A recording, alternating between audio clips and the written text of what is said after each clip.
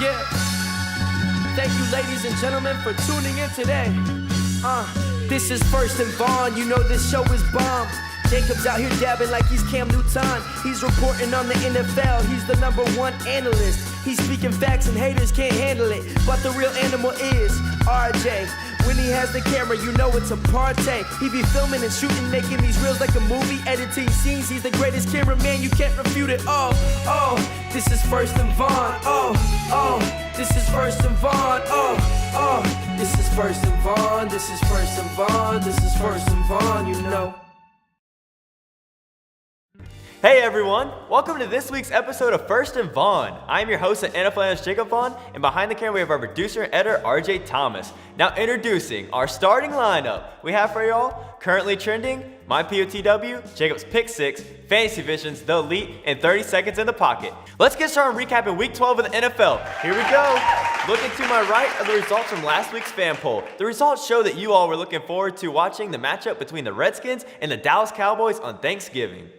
It's time to kick off with currently trending. From Week 12 in the NFL, we have New York Giants wide receiver OBJ rock some pretty sweet cleats against the Cleveland Browns. And here's an inside look at the Jets starting quarterback, Ryan Fitzpatrick.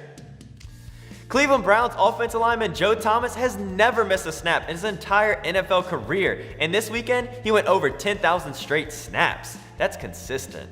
Baltimore Ravens kicker Justin Tucker has missed 0 field goals, and after the game, he had a post-conference worth laughing about. Check it out. You guys smell it? It smells like Up Dog. What's up, dog? Nothing much, man. So are you. All right, let's get started. Next up, POTW, my player of the week, is New Orleans Saints quarterback Drew Brees. In the win over the LA Rams, he passed for 310 yards and 4 passing touchdowns.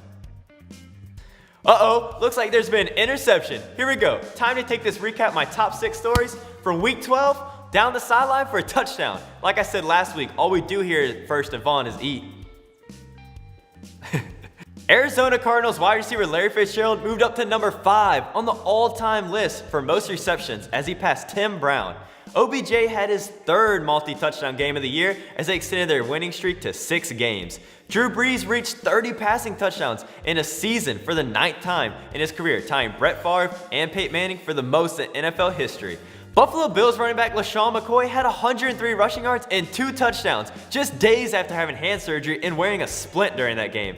New England Patriots quarterback Tom Brady became the 5th quarterback in NFL history to reach 60,000 passing yards. And he got his 200th career win, which ties Peyton Manning as the most by any quarterback. New Orleans Saints rookie wide receiver continued his great season with 108 receiving yards and 2 touchdowns. Alright, now, on to Fantasy Visions. My visions on who to add, drop, and start and sit this week in fantasy football. Starting with, here's who to target this week. Add Atlanta Falcons wide receiver Taylor Gabriel and Kansas City Chiefs wide receiver Tyreek Hill. Now here's who to drop. Drop New England Patriots tight end Martellus Bennett and Washington Redskins running back Matt Jones. Jacob, who do I start this week, you may ask? Well, here's who I say you should start without a doubt this week. Start 49ers running back Carlos Hyde. Up next, I have who should stay at home this weekend and put up some Christmas lights and be benched on your fantasy football team. Sit Cincinnati Bengals running back Jeremy Hill. Tweet at us or DM us, and I'll answer any questions you have about your fantasy football team. Here it is, the Elite. Get hype. It's time to figure out if your team can make it into my Top five. list and be considered elite going into their Week 13 matchup. Starting with number 5, I have the Seattle Seahawks as they play the 4-6 Carolina Panthers on Sunday Night Football this week. My number 4 team is the Oakland Raiders as they play an off and on Buffalo Bills team. Moving down the list, at number 3 spot, I had the Dallas Cowboys, who are on a 10-game winning streak and they're looking like the Super Bowl favorite. Alright, number 2, I went with the Denver Broncos as they face the struggling Jacksonville Jaguars. And now my number 1 team is the New England Patriots playing against rookie Jared Goff and the LA Rams. There it is, my top 5 teams going to their Week 13 matchup. Seahawks, Raiders, Cowboys, Broncos, and Patriots.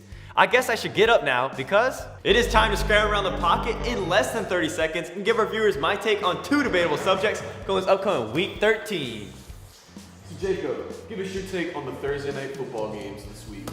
I am not a fan. Thursday night football games in the NFL should not exist, period. The Nike Color Rush jerseys, They're cool to some people and eyesores to others. Teams are forced to game plan in less than 3 days and they have to travel. That's a big part of why NFL games on Thursday nights are not living up to all the hype. Players are sore and tired and coaches are forced to not game plan as well. Get rid of Thursday night football games and stick with Sunday and Monday as the days for NFL games. But keep Thursday Thanksgiving games. Keep those for sure. Should the Denver Broncos pursue quarterback Tony Romo? As we all know, the Cowboys landed 2 gems in the NFL draft. Rookie running back Ezekiel Elliott and rookie quarterback Dak Prescott. Tony Romo is active after recovering from another injury, but is now the backup to Dak Prescott. This past week, rumors spread about Tony Romo going to Denver. The Broncos have their own future quarterback in Trevor Siemian. He has had a great first season in the NFL as a starting quarterback. What he did against the Chiefs D on Sunday Night Football shows that he is the franchise quarterback. Romo to Denver? That's a no. Thank you for watching episode 10 of First and Vaughan. Everyone go vote in the fan poll on our Twitter page. Vote to tell us if you think we should record an intro music video with Sam Fleming in 3 weeks. While you're at it, follow us on our Twitter accounts and our Instagram. Be sure to use hashtag First and Vaughan when tweeting to let your followers know this is the show to watch for all the latest NFL news every Wednesday night. Have a great week 13 in NFL, everyone. Sam Fleming, close us out. Vaughan, this is First and Vaughan, this is First and Vaughan, you know.